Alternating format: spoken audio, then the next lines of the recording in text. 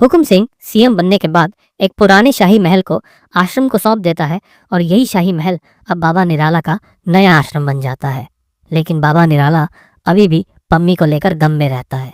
वो भोपा को कहता है कि उसे और कुछ नहीं चाहिए, सिर्फ पम्मी वापस चाहिए। भोपा फिर एक प्लान बनाता है और प्रदेश के सारे न्यूज चैनलों पर पम्मी को उसके भाई सत्ती और उसके बाप का हत्यारा घोषित करवा देता है।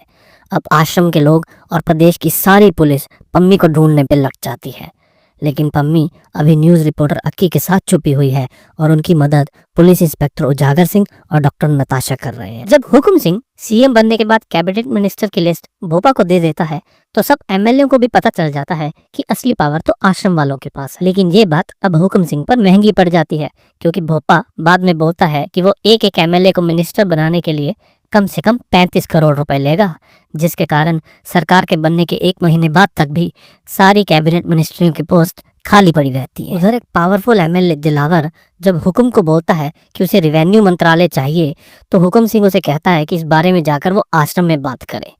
दिलावर गुस्से में आके कहता है कि हुकुम के पास कोई पावर है भी या नाम का ही सीएम है वो। तो फिर दिलावर आश्रम में भोपा के पास जाता है, लेकिन भोपा रेवेन्यू मंत्रालय देने के लिए उससे 75 करोड़ रुपए मांगता है। दिलावर कहता है कि उसके पास इतने पैसे नहीं हैं और ऐसे और भी कई सारे एमएलए होते हैं जिनके पास आश्रम को देने के लिए इतने पैसे नहीं होते। लेकिन ये सारी बातें छुप कर इधर बबीता सुन लेती है और वो फिर अपनी गेम लगाती है। बबीता दिलावर को कहती है कि पैसे का इंतजाम वो खुद करेगी, लेकिन मिनिस्ट्री में उसके सारे काम होने चाहिए और वो दोनों पार्टनरशिप में मिलकर काम करेंगे। दिलावर इस बात पे मान जाता है और अपने साथ 4 और एमएलए को भी मना लेता है। तो बबीता अपने एक पुराने बिजनेसमैन दोस्त को फोन करके बुलाती है। वो बिजनेसमैन को कहती है कि अगर वो बबीता को 250 करोड़ रुपए देगा तो वो उसके गवर्नमेंट के सारे काम करवा देगी, चाहे फिर वो रेवेन्यू मिनिस्ट्री में हो या transport ministry, food, energy, civil supplies, हर जगह उसके सारे काम करवा देगी। और इस बात पे बिजनेसमैन मान जाता है और बबीता फिर उससे पैसे लेकर दिलावर को दे देती है और इसे दिलावर रेवेन्यू मिनिस्टर बन जाता है और बबीता भी एक तरह की किंग मेकर बन जाती है। उधर बाबा निराला की पत्नी बन्नो देवी एक दिन आश्रम में आती है। वो कहती है कि उसके और निराला के 2 बच्चे हैं, इनको भी मिनिस्टर बनवाओ, लेकिन निराला मना कर देता है। तो उसकी बीवी बन्नो बोलती है कि मंत्री पद तो वो किसी भी कीमत पर लेकर रहे। बन्नो देवी फिर हुकुम सिंह के पास जाती है और उसे कहती है कि इस निराला ने बाबा बनने के बाद अपने परिवार को छोड़ ही दिया है। उसकी निराला के साथ अब बिल्कुल नहीं बनती, लेकिन उसके पास अभी भी बाबा निराला की सारी काली करतूतों के सबूत हैं। अगर हुकुम सिंह आज उसकी मदद करेगा तो वो उसके बहुत काम आएगी। इधर हुकुम सिंह भी निराला से बड़ा परेशान हुआ होता है, तो वो बन्नो देवी को वुमेन और चाइल्ड वेलफेयर का मिनिस्टर बना देता है। उधर पम्मी तब से छुपी ही हुई है। पम्मी हर जगह पे मुजरिम करार है और वो अपने भाई सत्ती और अपने बाप के अंतिम संस्कार पर भी छुप छुप के ही जाती है। वो सोच लेती है कि वो निराला को मार के रहेगी। तो एक दिन जब बाबा निराला बाहर कोई प्रेस कॉन्फ्रेंस कर रहा होता है तो पम्मी उस पर गोली चला देती है, लेकिन निराला बच जाता है। और इस कांड के बाद बाबा निराला की सिक्योरिटी और बढ़ जाती है। इसके बाद पम्मी सोचती है कि उसको कुछ अलग करना पड़ेगा, तो अपनी सारी कहानी की एक चिट्ठी लिखती है और इस चिट्ठी को हर कलेक्टर के ऑफिस में, कोर्ट के जजों के ऑफिस में, पुलिस हेडक्वार्टर में, हर जगह भेजने लगती है। लेकिन पम्मी को कोई जवाब नहीं आता, क्योंकि जिस देश में हर जगह इतने केस पेंडिंग चल रहे हैं वहाँ पे एक आम इंसान की तो बारी आ ही नहीं सकती, और वो भी एक चिट्ठी को कौन ही पढ़ेगा। इधर आश्रम के लोग जब देखते हैं कि उनके अंदर मिनिस्टरों को भी ये चिट्ठियां आने लगी हैं, तो वो उन चिट्ठियों को ढूंढ ढूंढ के नष्ट करवाने लगते हैं। भोपा फिर पता करवाता है कि ये चिट्ठियां कौन से पोस्ट ऑफिस से आ रही हैं, तो वो पम्मी को पकड़ने के लिए वहीं चला जाता है। लेकिन उजागर की मदद से पम्मी फिर से बच के भाग जाती है। लेकिन इस सब के बाद भी पम्मी डरती नहीं, वो कुछ और सोचती है।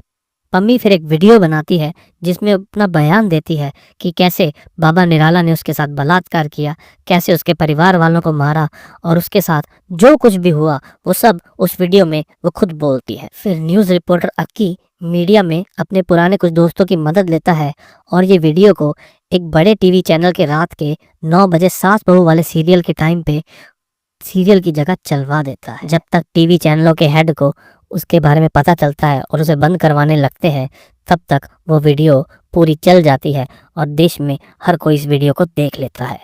पम्मी के इस बयान को एक अच्छा जज रस्तोगी भी देख लेता है।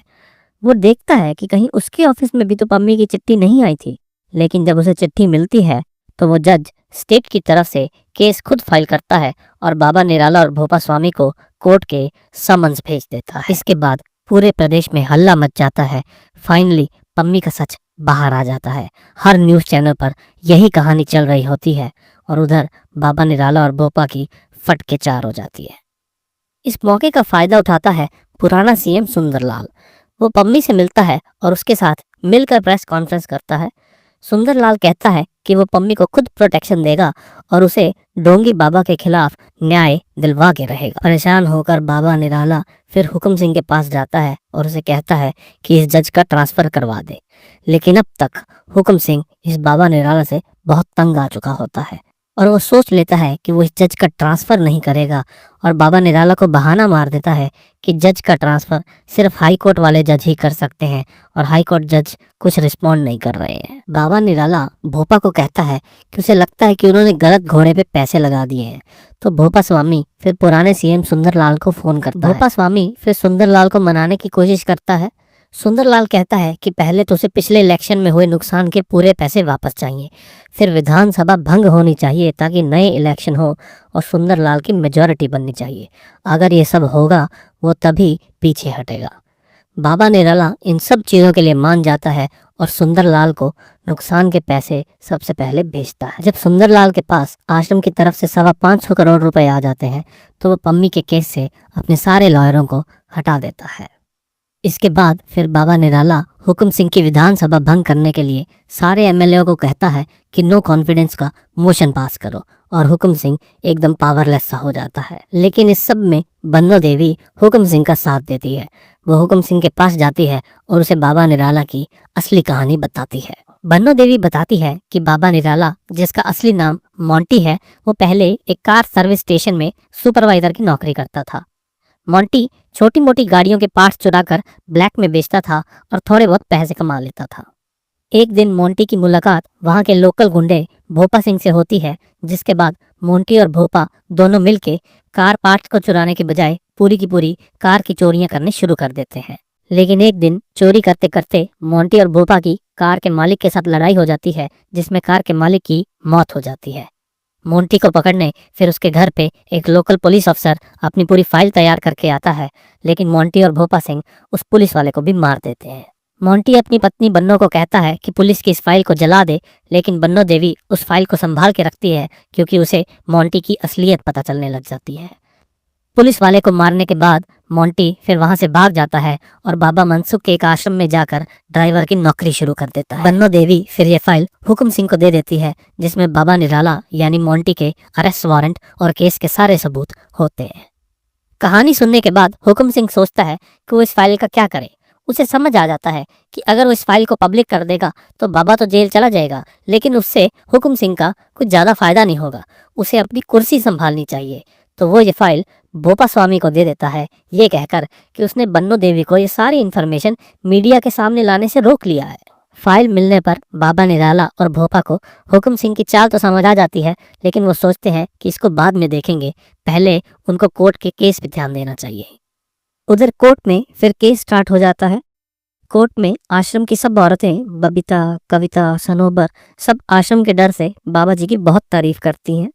और क्योंकि पम्मी की माँ को कुछ पता नहीं होता तो वो भी कोर्ट में बाबा जी की ही तरफदारी करती है और कहती है कि पम्मी ने ही उसके पति और उसके बेटे सत्ती को मारा है। निराला का लॉयर जज को कहता है कि बाबा जी तो बलात्कार कर ही नहीं सकते क्योंकि उनका तो शुद्धिकरण हुआ है, उनका तो लिंग ही नहीं है क्योंकि यही आश्रम की पॉलिसी है, तो वो किसी भी लड़की का बलात्कार नहीं कर सकते। तो फिर जज कहता है कि प्रूफ के लिए बाबा का एक सरकारी अस्पताल में मेडिकल टेस्ट होना चाहिए। तो फिर बाबा निराला सरकारी अस्पताल में जाते हैं, जहाँ के सारे डॉक्टर बाबा जी के ही भक्त होते हैं और वो मिनटों में एक झूठी रिपोर्ट तैयार कर देते हैं। और रिपोर्ट के आने के बाद बाबा निराला को कोर्ट से बेल मिल जाती है और केस खत्म हो जाता है। लेकिन क्योंकि पम्मी के ऊपर उसके भाई सत्ती और उसके पिता के कत्ल की एफआईआर होती है और वो पुलिस से भागी हुई होती है, तो कोर्ट पुलिस को कहती है कि पम्मी को जेल में डाल दिया जाए। और यहाँ पे खत्म होती है सीजन 3 की कहानी, जिसमें एंड पे पम्मी जेल में जाती है और बाबा जी सबसे पावरफुल बनकर खुलेआम घूमते हैं। तो ये था आज रिकैप। अगर आपको लगता है कि ये रिकैप बनाकर मैंने आपके 30 घंटे बचाए हैं तो प्लीज़ इस वीडियो को लाइक और इस चैनल को सब्सक्राइब ज़रूर कर लीजिए, मुझे इससे बहुत हेल्प मिलती है। Thank you for watching. Have a nice day.